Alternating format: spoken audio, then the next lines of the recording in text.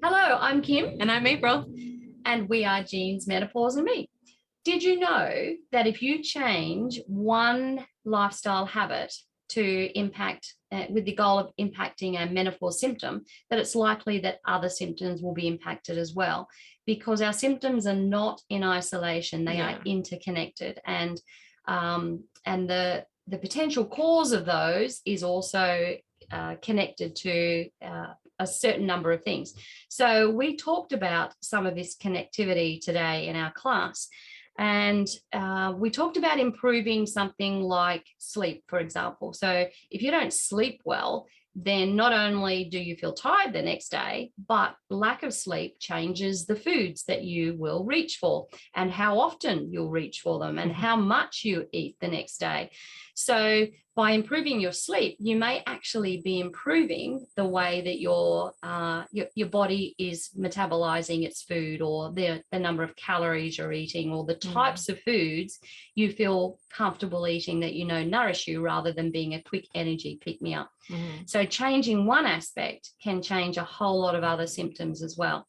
So we talked about that, and we talked about a lot of connectivity between them, and some of the root causes that we can make a difference to. And then we talked about some menopause power foods. So what were they, April? Well, there's a few, because we've done a lot of classes on menopause and ways to influence your symptoms. There are some foods that just come up over and over and over. So we've made a list of menopause power foods. And so I'll give you 3 of them that we've put on there. Very important ones. So the first one is flaxseed. Yep, flaxseed or linseed, depending on the country. And that's because it's a plant-based form of omega-3, and we do need some of the plant-based form. Ideally, we'd also have some of the animal-based form as well, because the plant's not as easily absorbed. But omega-3 is very important anti-inflammatory, and it's an essential fat, which means you have to consume it. We cannot make it any other way. So without it, inflammation and brain health are potentially going to suffer.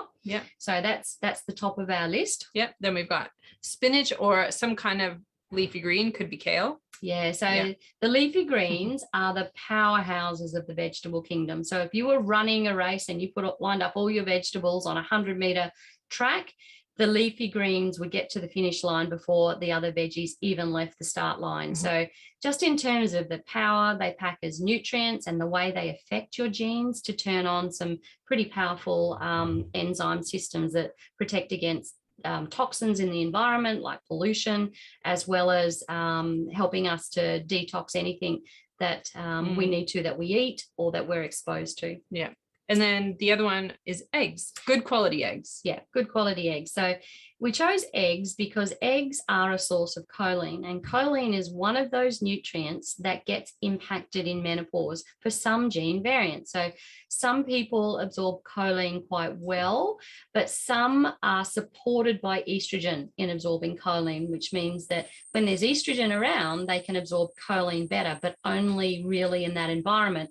So when estrogen declines in menopause, that group of women may not be absorbing choline as well. And choline is really important for memory, and it's a really important part of one of the nutrients in the brain, acetylcholine, and it has multiple functions in the body. So we chose eggs because if you have runny yolk eggs a couple of times a week, then that's a rich source of choline. And of course, there are some plant-based forms as well.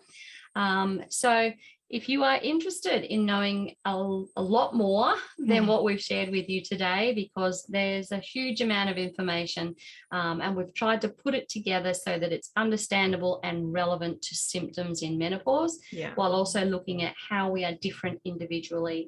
So why people respond differently. Because not everyone knows, but there is a lot you can do with food to influence your body, how your body reacts to certain things or deals with symptoms or moves forward in life. Absolutely. And I remember being completely shocked that some of the medical profession didn't realize that food influences your health. I mean, that was just so foundational for me as a dietitian, to think that food was at the root cause of your cells. You are what you eat.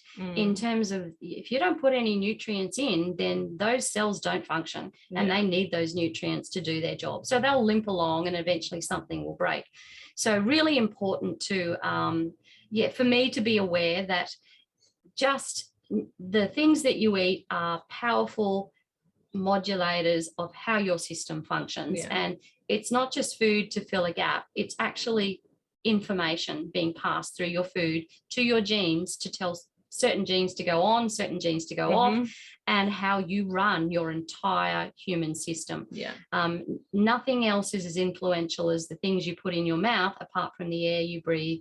So food and water is so critical for life, and we just don't appreciate that foods have different values. So, and it's how they impact the system. And we try and demystify a lot of that and really get to the nuts and bolts of what are the most powerful things. And those menopause foods, those first three are evidence of that. Yeah. So if you want to learn more, you come visit us at jeansmenopauseandme.com, and you can try us out with our $1 trial. All right. Yep. Bye for now. Bye.